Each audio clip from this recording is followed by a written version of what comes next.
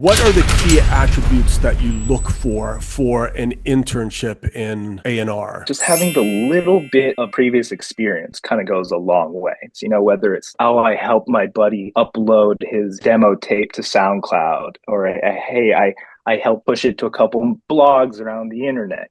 Just even that little bit of experience can be applied to some of the work that we do at the label. I think it also goes beyond your, like, what skill set you have. It really comes down to being a personable human being. If they come out with confidence and it seems like a person I would want to go get coffee with in the future, that leaves a lasting impression on me for sure. So what does an internship in A&R entail? I hold myself on being an A&R creative, where I want to help the artists be productive and their most creative self, right? So providing them the studio, the writers, the engineers, the producers, whatever they need to get the job done. So a lot of those interns will help me get those tasks done.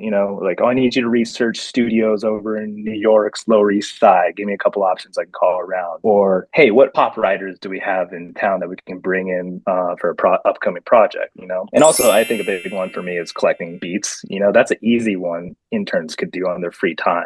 Reaching out to Instagram producers and say, hey, can you send me a couple of packs? It doesn't hurt. Maybe they're all bad, or maybe one's a diamond in the rough. You never know. And I've had that situation where interns have sourced me beats that have ended up on our full-length projects. And then on the other side of the A&R internship, at least at our company, is the admin side, learning the nitty-gritty process of crediting, clearances, publishing splits. So that's actually a really educational side of the internship. All right, let's move on to the next one. Thanks for that. The third question would be, tell us about the long-term sort of prospects of a career in A&R. I find myself in a really blessed situation. I've been at my label for almost 10 years now, which is kind of like, I would say, more of a rarity amongst the bigger labels. Whereas, I have tons of A&R colleagues that'll work with 2-3 years over at a major, and then I'll find, oh, they got a new president, they cleaned house, and then they're over at a different company. I think a lot of companies are so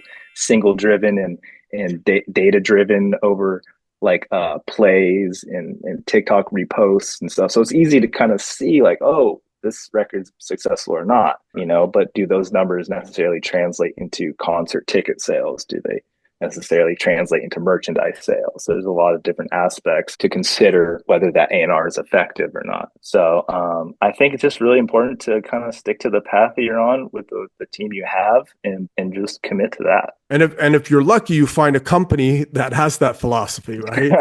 I know. I'm certainly blessed. I don't see myself really going to another company. Good deal. Thanks very much for taking the time to speak with us. Yeah, man, it was great.